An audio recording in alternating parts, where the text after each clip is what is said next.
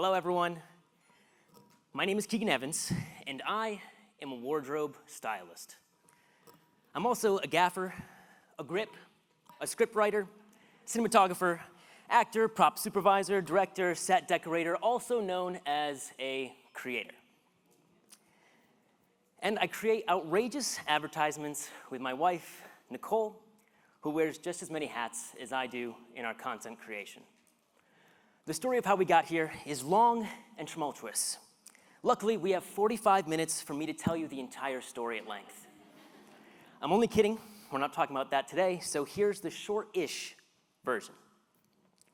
These two start dating in high school. Holy moly, they are young. In college, I studied computer science, but that wasn't the dream. I learned everything I could about photo and video from YouTube. Shout out to Film Riot and Peter McKinnon. I then used those skills to pay for college, doing senior portraits and video and photo work for small businesses. We graduate, still dating this lovely woman. That's a high-res photo.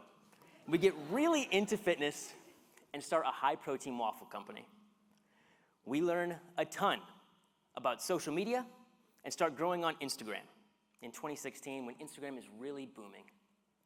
And that leads us into taking photos and videos for other food and product brands because we're doing giveaways with them and they actually wanted us to work with them, which was pretty cool. But we burned out from baking 7,500 waffles a week and we go social media full time. In 2020, we start showing the behind the scenes of product photos on TikTok, one step at a time. Let's see if this plays. Wow. This was the trending audio back then. I apologize for that. So we show this behind the scenes, and it leads into a surprising result. And that starts popping off on TikTok, that hitting 40 million views.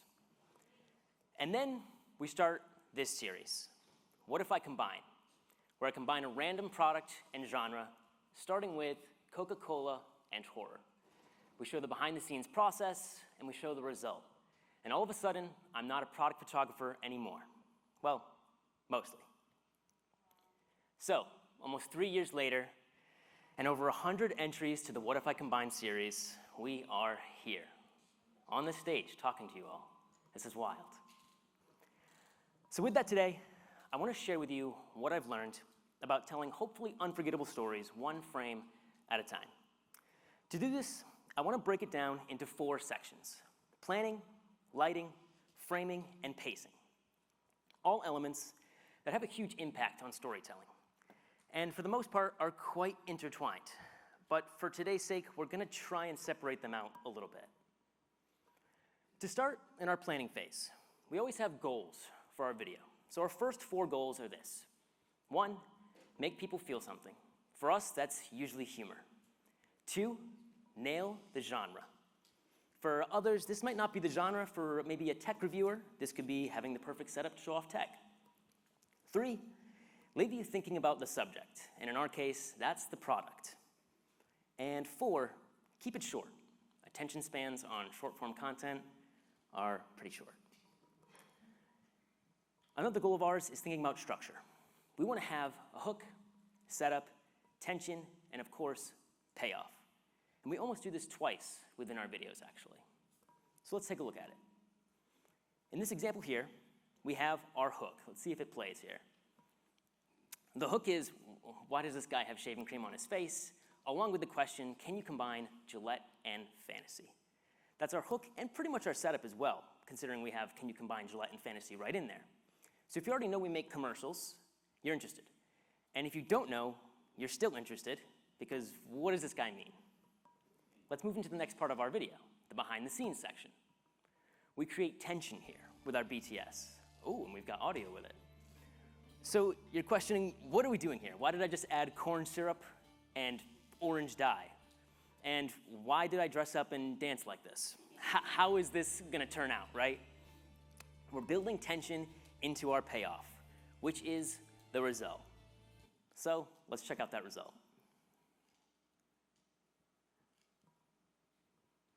Come on, payoff number 1. It began with 5 blades, forged in the fires of Boston, when merged together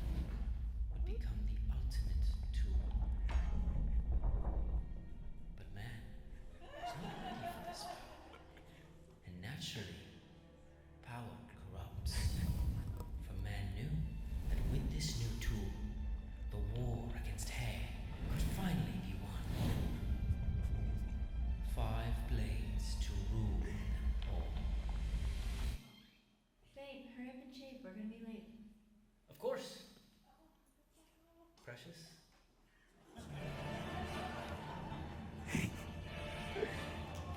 Thank you. Wow, thank you. So we repeated our structure again in our final result, right? We have our setup. It began with 5 blades. The tension is, man wasn't ready for this power. We're building to our joke, right? And it's building to our final payoff number 2, which is that I'm actually just fantasizing about this whole scenario, and I'm just shaving and calling the blade my precious. And that leads us into our big main goal, right? Is show, don't tell. Can you watch this without audio? Let's look back at that Gillette video, hopefully without audio playing there. For Gillette, you could watch it without audio, but it really adds to the humor, right? These visuals are really cool, but you're not understanding quite that it's like a Lord of the Rings spoof, and a lot of the jokes are built into the voiceover. So we have forged in the fires of Boston. Gillette comes from Boston, so that's a bit of a deep cut joke in there. Going back and making this presentation, we realized that a lot of our videos in the series followed this rule really well of show, don't tell. This was all of our earlier videos. And it's just pure visual storytelling. And honestly, it was a really good lesson going back and seeing these. We know that these videos remove language as a barrier, therefore giving you a bigger audience, right? So let's check out this Windex commercial. We're gonna first watch a little bit of the clip without audio. And without audio, you can still tell that this Windex is somewhat falling in love with this mirror. And then the climax happens there. And it's beautiful. It's a beautiful love story, okay? And now with audio, you didn't quite see the build up here because we cut the clip a little short, but you can see. Let's check it out.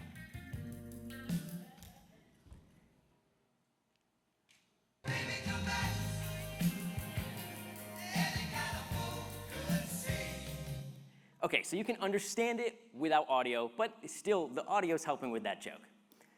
So sometimes we follow this goal, and sometimes we don't, because audio is too important for the joke, or the story, or the selling points of the ad.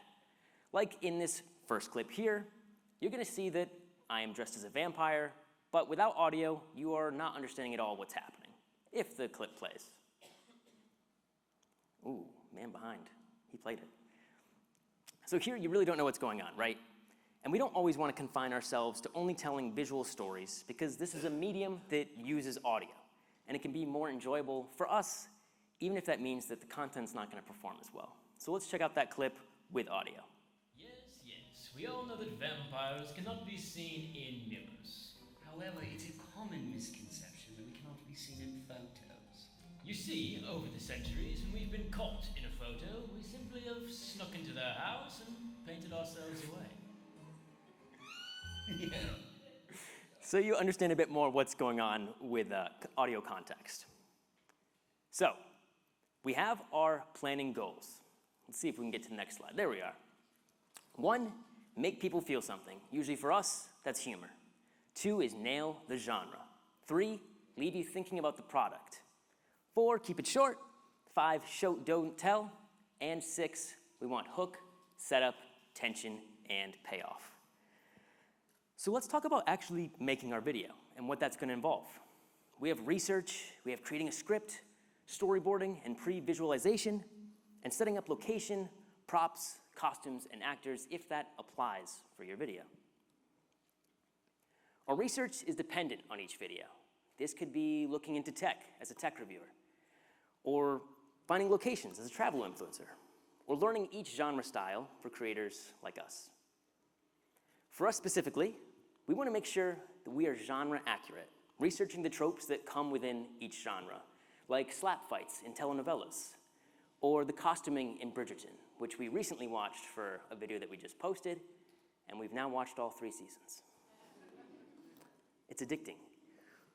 We also want to be time period accurate. You wouldn't typically wear modern clothes for a 50s sitcom. And for clients, we're almost always wanting to show off talking about specific features and products that they want presented. Now, obviously part of the planning process includes actually writing down your story and planning it out. and we script everything that we create. For a client, it's a more formal script and often includes storyboards. But for our organic content, our unpaid content, it's a little bit more simple. So here's an example of our Bounty and Chocolate 1950s commercial script with the clip on the side so you can watch along.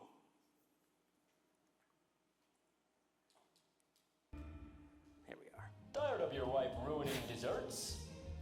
Introducing Bounty, made of sweetened coconut covered in a delicious layer of milk chocolate. It's a ready-to-eat dessert that will have you feeling like you're in paradise. Now James and his wife can be the life of the party. Bounty, a bite of paradise. So that was something we literally just wrote in our notes app of like, okay, we want the introducing Bounty, we want to show coconut being covered in chocolate, and it translated pretty well. But if we want something a little bit more in-depth, we go to storyboards.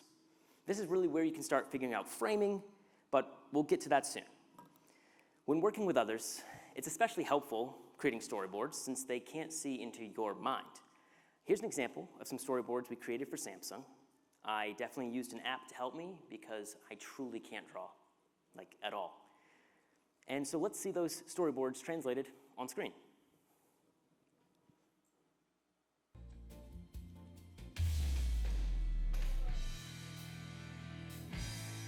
Who are you? Who are we? We're the creators of the Samsung Galaxy. Okay. This is Natalia, selfie extraordinaire. When she uses flex... All right. Ooh, we'll replay. But sometimes these just aren't enough to get our visions across.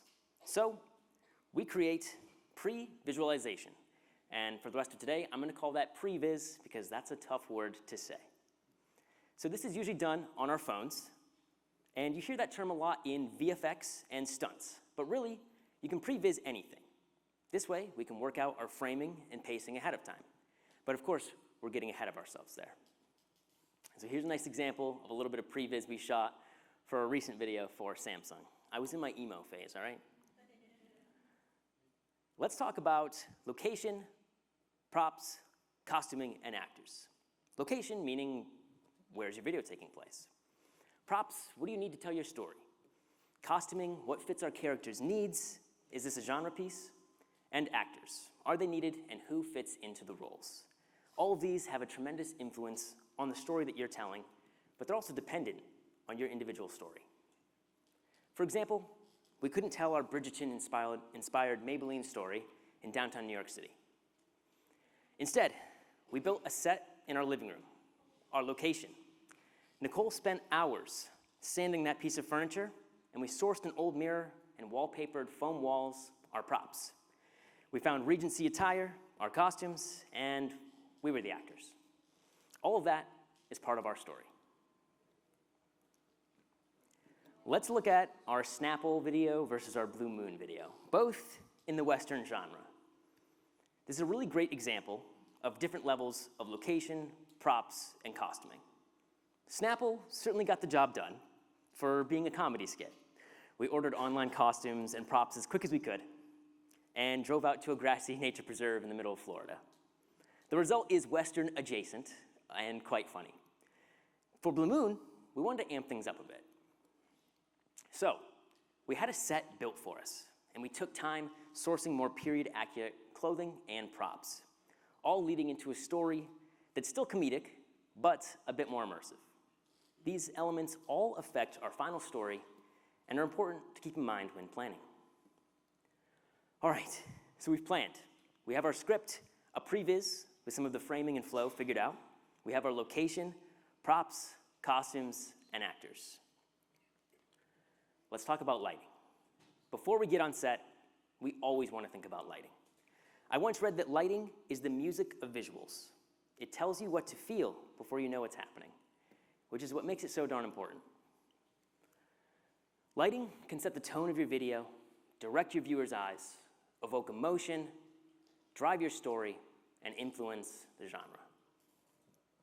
So let's bring it back to the basics. What do we use on the daily? We have our key light, backlight, fill light, and our spotlight. Now, if you're another type of creator, You might not use these lights or this lighting setup, but this is still really great general knowledge to have in your content creation. So our key light, that's our main light. This is usually a softbox, a large scrim, and sometimes the sun.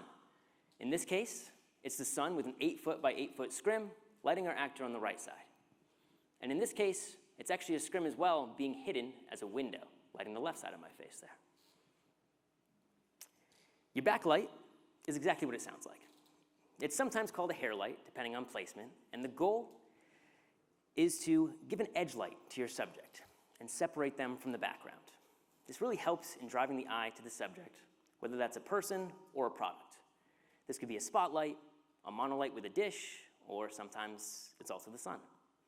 In this case, we really wanted a spotlight here to separate me from the dark sky and the UFO. Our fill light is used to fill in shadows and make your light less dramatic. It can easily be adjusted for how much drama you'd like. And sometimes these are also soft boxes or monolights bouncing off walls.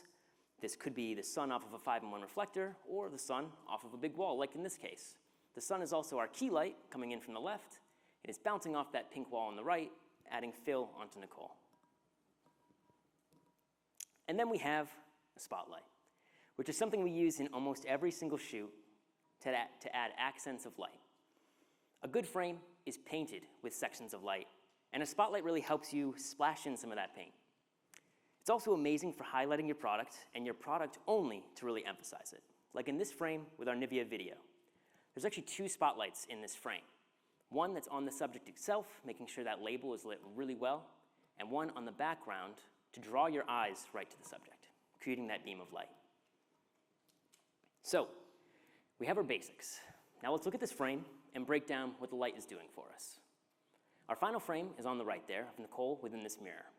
And we're gonna go left to right talking about the lights. So let's talk about that spotlight all the way to the left. That is shooting a beam of light, a nice light streak right over the mirror, which is drawing your eyes right to Nicole. We then have our softbox, which is acting as 2 lights. Our key light for the Nicole that's in the mirror, and the hair light for the Nicole that's not in the mirror. We also have our fill light, which is the tube light on the right, filling in the shadows on her face because this is a beauty commercial and we don't want really harsh light. This is a really cool example of a setup because we only have 3 lights that are acting as 4 lights because of the mirror. So we have, it's quite a photo. So we have the basics of lighting and tools to really cook now. And since we try to recreate the look of so many genres, we're always trying to test and experiment what works to create a certain look. Horror wouldn't really feel the same with soft shadows and high key lighting. So we love to push the trope. We introduce blue moonlight, orange and red highlights for contrast, and always more drastic and harsh shadows. Opposite of that, when trying to recreate a 50s sitcom, we knew we needed much flatter light, almost like a stage. So we went for way less contrast. We positioned our soft key lights right in front of our subjects, and we think it plays really well. This is one of our favorite videos. And our third example would be here, pushing the noir genre. Noir is mostly known as black and white, but there's also future noir, which can be colorful, and modern movies like The Batman, which is also considered noir. We typically create extreme shadows and use a lot of spotlights, like this middle frame with our mobster. Shout out to Cyrus if he's here. We used a gobo, which is a metal cutout within our spotlight, to create shapes, like those light bars on the mobster. This is something we do all the time. So our frame farthest to the left, we have a gobo with a window cutout to create that window light. In the center there, we're using barn doors on our spotlight to create that light streak. In the frame on the right, we're actually using both. We use barn doors to shape that spotlight and create the streak, as well as a gobo that's shaped as tree leaves to create the effect that the light's going through a tree. It can also really give interest to your background. So in this frame on the left, we're using a gobo again with a window cutout, so that background isn't just dark and boring. And that frame on the right, we're using our barn doors again to draw your eyes to the blue moon. Or we have a frame like this, where we're using a spotlight to create a custom cutout, to create a silhouette shadow. That is the Duolingo owl, and I hope you've played today. Another very important aspect of lighting is lighting the eyes. Connecting with eyes is so crucial and we're telling stories with people. When a frame comes up, the very first place we look is almost always the eyes. If they're dark, it can be hard to connect, which can be purposeful, but in our case, we almost always want to light the eyes. So let's talk about eye light and tricks for highlighting them. Sometimes it's easy, like in this horror scene, where we're using a softbox on camera left.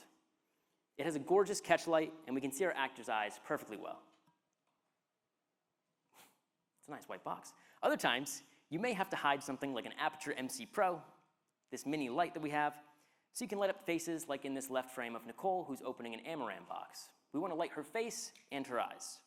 Outside, this can be as easy as using a 5-in-1 reflector or a large foam bounce to fill in light and add a catch light into eyes. Let's talk about light motivation. Where does it look like your light is coming from?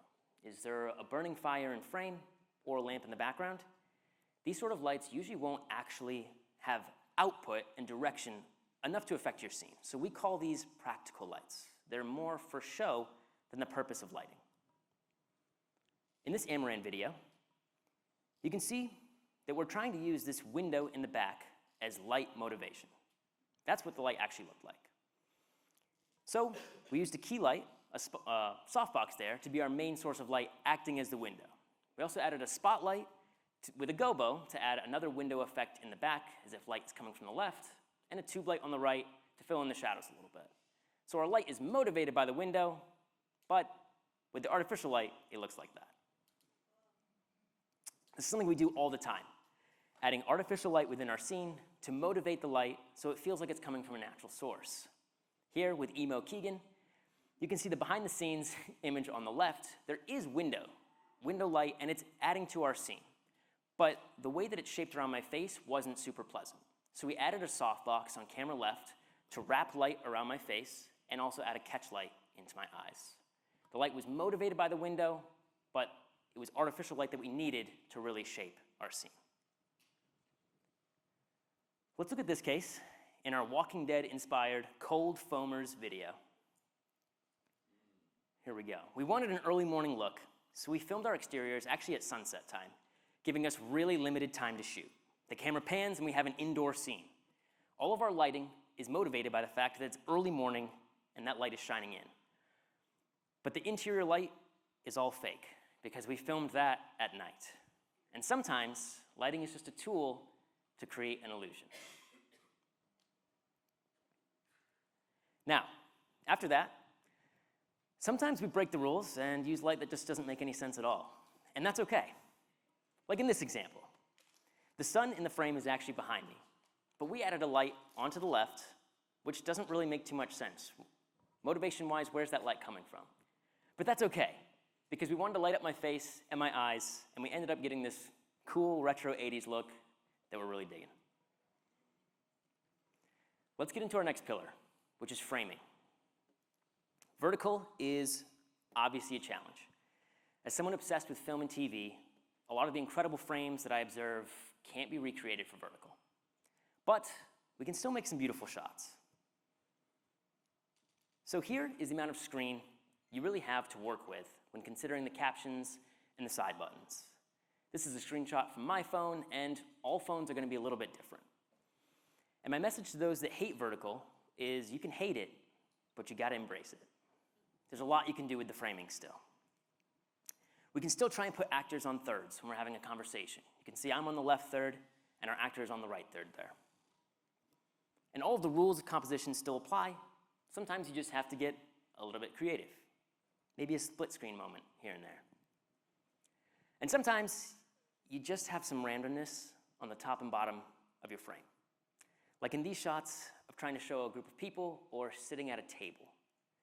We really struggle with tables. However, you can still make vertical work by staggering your actors like this frame on the right, or filling props on the top and bottom of your screen like this frame on the right. We've got the poker table and the wooden chandelier. Starting wide and punching in is another useful tool to establish a scene. Vertical can make showing certain things difficult. So we want to use these tricks to force the audience's attention while watching on a small screen. The 180 rule goes hand in hand with the flow of video. So what is it? Well, the rule is, if I'm having a conversation with all of you, the camera needs to stay on one side.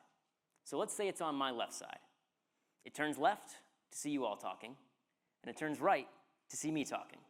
That way, our eye lines match up in frame, and it creates geography within the scene. This also means that the lighting should stay on the same side for continuity. So if I have a key light on my left side, that key light is going to be on your right side in frame. In this video, that was an easy rule to follow.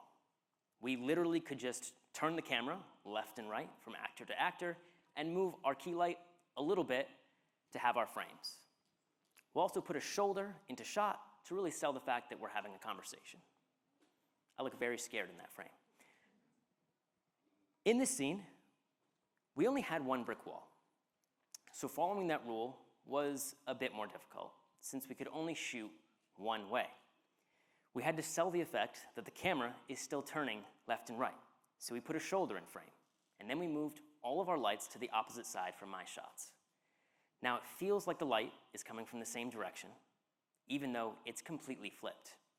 This can also be tricky when using props. For example, the evidence bag in this shot, we needed it to be turned for continuity. All of these elements could take someone out of your story if the flow is being disrupted. It's not quite as distracting as a Starbucks cup in Game of Thrones, but it can still throw you off. A scene like this leads us into faking geography to fit the rule and help the flow of your video. Let's look at this Blue Moon video. When I walk in, I'm on camera left. Let's see if it plays. There we go. I walk in and I'm on left. My eye line is looking right. Then we see everyone else on camera right, looking camera left. It looks like they're looking at me, right? But the door that I'm standing in front of was not where it seemed. This was a diagram of the set that day. You can see that the actual doors are down here. Framing-wise, it didn't look good if everyone looked at the actual door. So I had them change their eye line and look at that red flag of where I'd be walking in, since you never actually see me and everyone else in the same frame. We completely faked the geography of the scene. Here's the diagram of my shots. We had to change the back of the set so we could still use the LED wall in our background. And we moved the flag towards the right so that my eye line would be camera right, as if I'm looking at everyone in the saloon. Here's another example of a shoot from Nerdy Nuts, and let's watch this clip.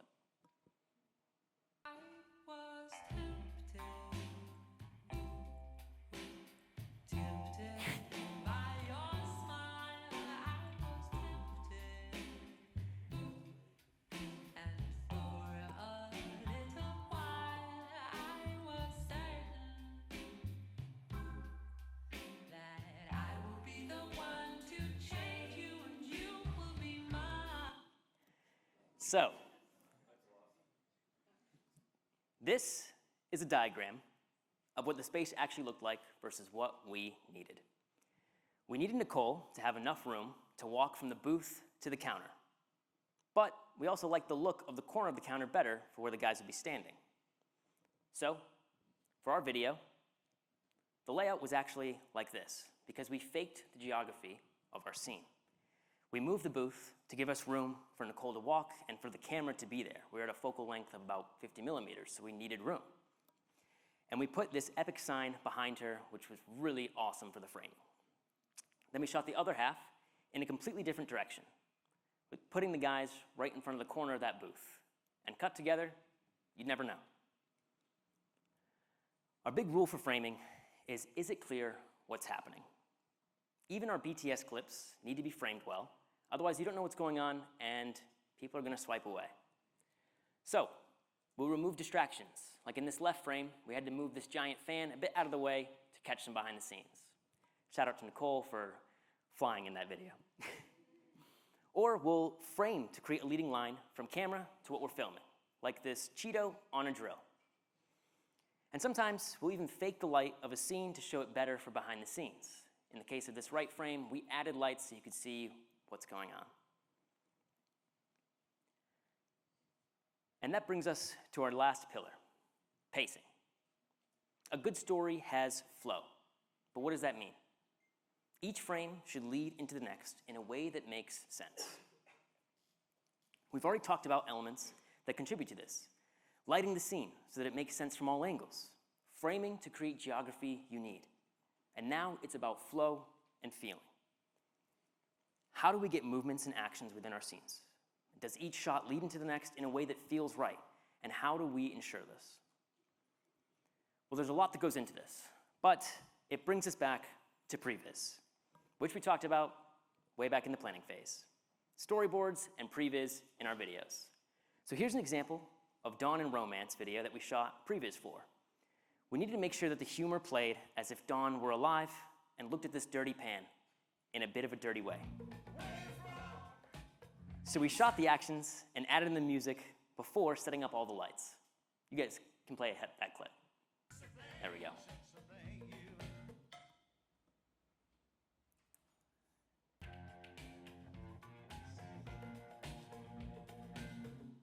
And let's see that clip, the final version.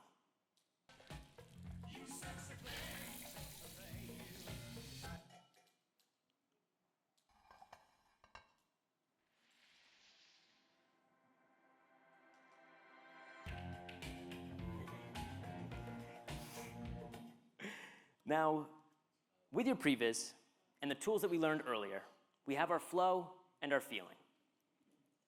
And now we're going to take that on set. So what do we want to do there? One, we want to review your shot list and your previs videos, because this can help work out pacing issues, and you can feel it out beforehand to ensure that you're going to get every shot you need. Two, you want to keep recording for longer than you think. This can be really helpful to have a couple extra seconds of a take when you're editing. Three, we want to film different speeds of lines and movements to have options. This is really important when we're creating a 30-second ad. So sometimes we'll have our actors try different takes because they want to get creative, but sometimes we got to rein them back a little bit for time. And four, it's better to overshoot than undershoot. Nothing's worse than having to set up a reshoot, especially when it involves renting a location and hiring actors. But on the other hand, when renting locations and hiring crew, every extra shot is costing you more. So it's really best to previs and save time. Okay, that was a lot. Today, we covered planning through research, scripts, and previs, the importance of lighting your scene, framing with the use of the 180 rule, composition, and faking geography, and pacing, bringing it back to previs for that good flow. There's still so much more that we could talk about, and I wish we could today, but know that no matter what type of content you create, these are tips that can be really useful for you. Everything you make is a story told. Sharing this with you all has been such a great reminder to me to always bring it back to the basics of storytelling. So if you take anything away from today, I hope it's this. Planning can make or break your shoot. Light those eyes to keep the audience connected. Use light to influence tone and direct where the eyes go to frame. Create the geography you need through framing and telling a more cohesive story. And previs, previs, previs to get that flow before you break out the big cameras and the lights. With that being said, wow, Jim Carrey's so blurry. Some self-care reminders. There's a lot of content out there with a lot of competing screen time. So burnout is very real. Please take care of yourself. I'm talking directly to myself. Performance of your content is important, but it just comes in waves. So take a deep breath, tweak a little bit, and keep pushing forward. And make sure to create for yourself too. We love that we get to work with some incredible brands, but sometimes it's just fun to dress up as Beetlejuice or Deadpool. Thank you so much for listening. Thank you to B&H for having me. Thank you to my wife, Nicole, who's the best content creation partner I could ask for. Thank you to Palette Management for believing in me and being behind us through this whole series. So I don't think we have time for a Q&A, but I will be outside if you guys have questions. Thank you. Thank you so much.